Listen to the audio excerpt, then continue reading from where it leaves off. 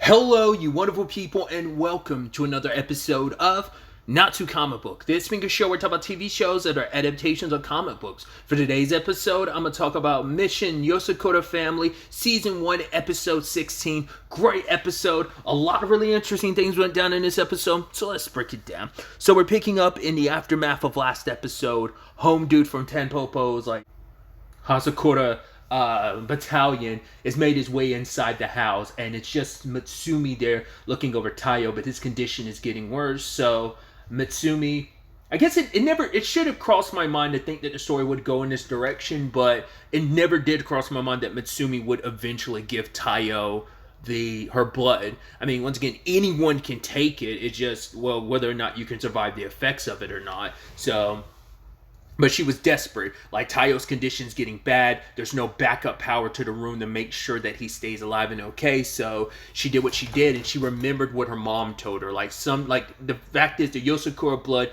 can be used for great evil, but it can also be used for great good. So only use it on someone you really believe can, because you would have to take on that person's suffering. Like, that's something that Taiyo would have to deal with for the rest of his life, and the pains, and, I mean, obviously, it's one thing when the family kind of signs up for it because it's kind of in them, but you're talking about someone on the outside of all of that.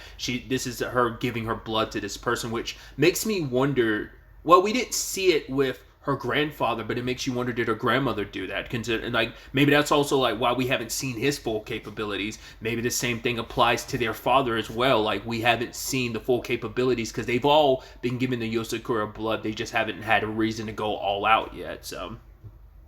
I meant to talk about this immediately, and I'm going to remember to talk about it now, but we got the new intro. I forgot to talk about the outro. I really like the outro. I think it's super cute. They're a little finger puppet thing, and just obviously it's more focused on their wedding. It's super adorable. But we also got the new intro. I think it's interesting that we're getting these 3 episodes apart, because I believe the new outro started at episode 14. So this being the first one with the new intro, and obviously it shifts away from everything, and now it's obviously reflecting Tenpopo is the main antagonist. Like I said, I've not read the manga, so I don't know if they're the eternal main antagonist, or is it just this arc of the series that they're the main antagonist. Either way, Mitsumi gives her blood to Taiyo, and I think I made this reference specifically about the Yozakura blood before, or maybe it was in reference to something else. I can't remember, but I think I remember referencing Rosario plus Vampire, which has a similar circumstance to this. It's the Sukun and Mocha situation. Very similar in that regards of, well, instead of drinking his blood like a vampire typically would, she injects her blood into him, and eventually that turns into a whole thing later on about him temporarily getting powers. But once again, if you've read Rosario plus Vampire, you know where that goes for Sukun's character. So, but yeah, Taiyo has a moment like that. He gets supercharged, and I like how it's represented, can we see it in the intro, the Yozakura emblem is in his eyes, and I think it is interesting that it would be in his right eye and not the eye with the scar. I guess it's right, we want to make it, I guess the artistic reason for that is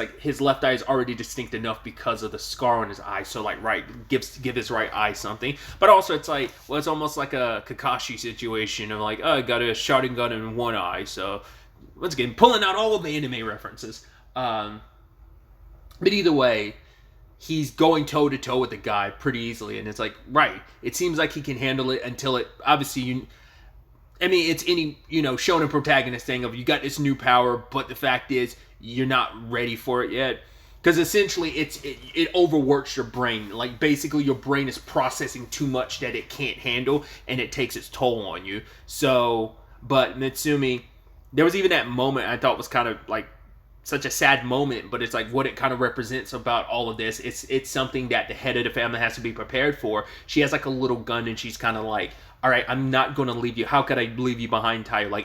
If I would refuse to let my blood be used for evil, so if it comes down to it, I will die, and then we will die together if it comes down to that. And you can see her hand shaking a little bit, but she's listen to my voice, let it be the only thing you're hearing, and just focus on that, and know that I'm right by your side.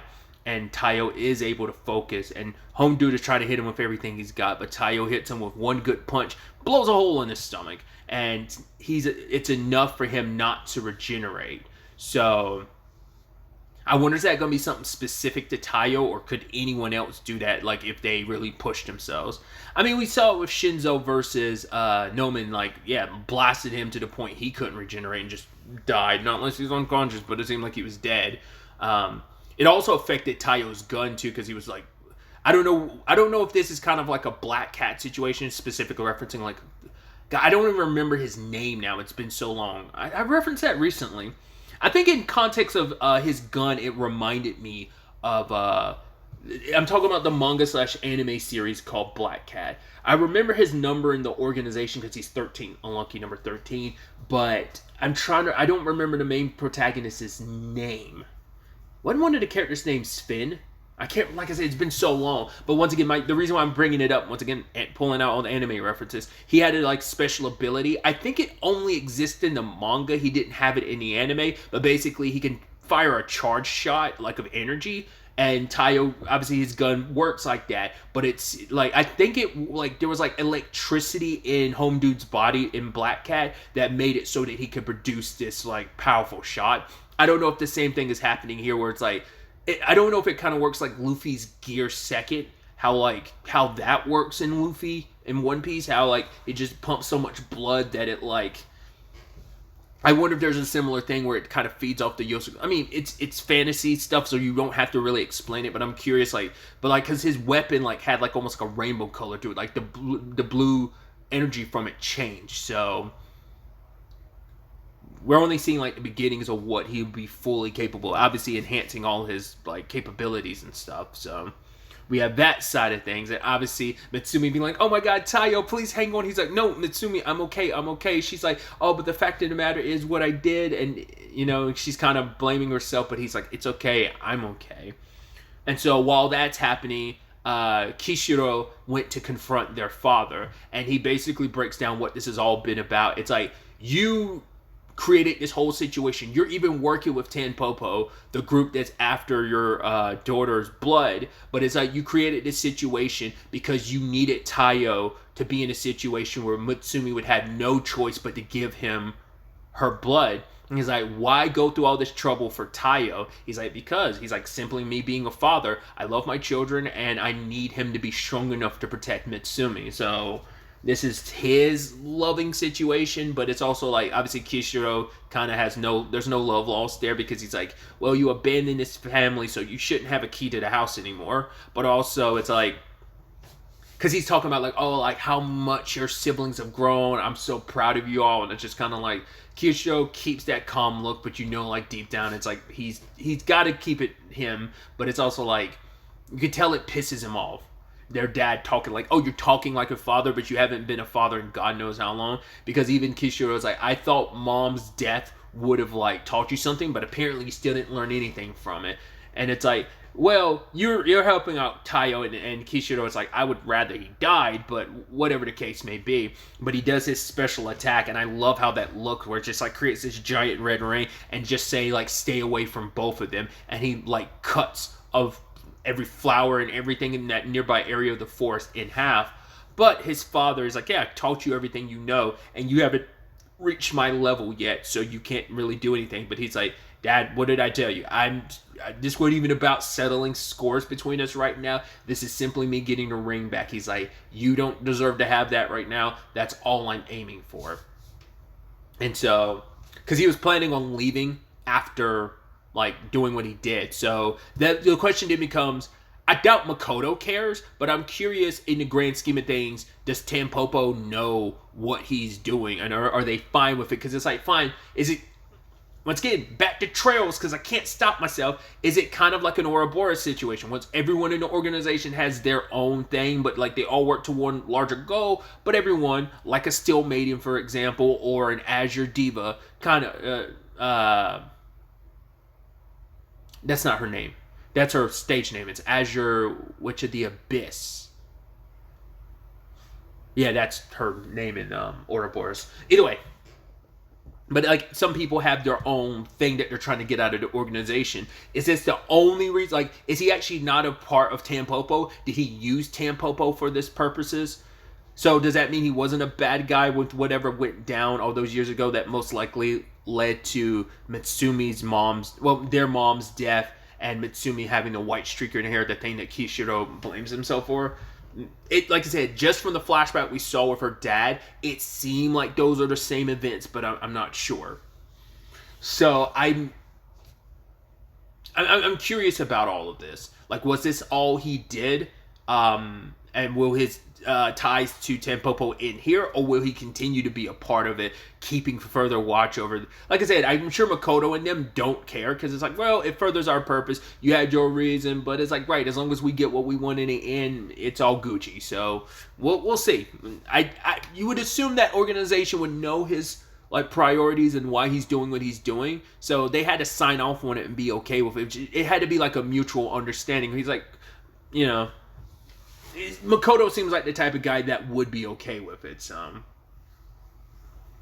but now that everything was kind of settled, they kept the hibernation going, and it was up to the remaining siblings outside to wreck shop. So it ended up being them having Kingo lead them into a trap, Nano busting through the ground to reveal this giant trap that they all fell into.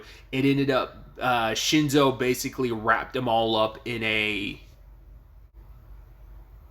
Or is it Shinzo or is she? I think it was Shion's. It might have been Shinzo's making, I don't remember. But essentially it's a giant... I don't know what you call it. I used to know what those things are called. I don't know what it is now. It's like almost like the food, but it's made from like impenetrable material because they couldn't shoot or punch their way out. And then Futaba proceeded to like Team Rocket them away. And that's how that great army of like over like 1,000 some people was instantaneously dealt with. So the whole family comes together victorious, able to remove the hibernation, and everyone's excited, and Shinzo is running over hugging Taiyo, being like, I'm so sorry, brother, it's my fault. It's like, no dude, it's okay, bro. I was like, I love it. But then sadly Taiyo kind of goes a little berserk. I love that it's used more for comedic beats, but we find out it isn't just Taiyo's circumstances. Every Yozakura goes through that. It's just, it becomes a little too overwhelming for your system and you go berserk.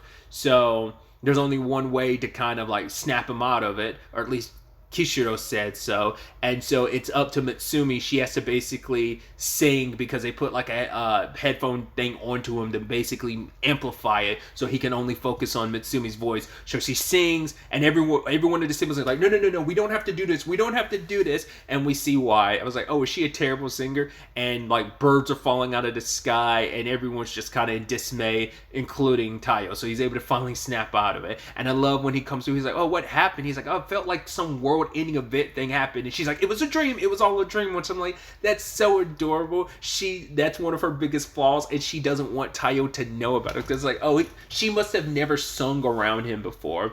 But Kishiro was the one pushing for it. And even Futaba was like, normally we just beat each other up until like we snap out of it. You didn't have to go this far. And he's like, well, I just kind of felt a little...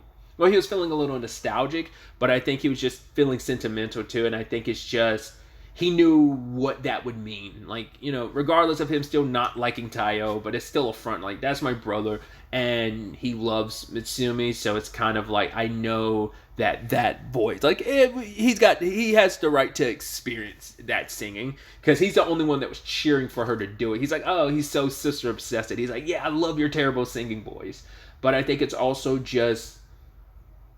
It's like, right, he has the rights to kind of be able to kind of experience that once, and it feels right for Mitsumi to be the one, you know, out of any, like, right, we're all siblings, like us beating each other up to wake up, sure, that's one thing, but it feels right for Taiyo as the husband to be woken up by Mitsumi's voice. I think it's kind of where he was coming from. So just thought that was beautiful and interesting all around. So it's definitely going to be interesting to see as he trains to learn to control that more and more. I was expecting this story. The story beat I was expecting was Mitsumi turning herself over. Now that doesn't mean that won't happen later on, but there will be a situation where Mitsumi definitely like either gets kidnapped or forced to turn herself over just to protect the rest of her family. But she's also made it clear she will kill herself for the purposes of making sure her blood doesn't fall into the wrong hands. So some very, very interesting developments. I'm very curious to find out more about their dad, but I don't know whether, I doubt that's going to be something we immediately jump on. It's probably going to be a hot minute before we get any details, storyline-wise, at least anime-wise, maybe where the manga is already, you covered that story beat of like understanding that more, but where the anime is, I'm sure it's going to be a while before we get any answers about that, as the thread of Tampopo still continues to be the looming threat that it is. So, but I'm very, very excited to see where the next episode ultimately ends up taking us going forward with all of this. But really, that's all I wanted to talk about. Till the next time we meet, be happy, be safe, live life to the fullest, and enjoy it. Good day and goodbye.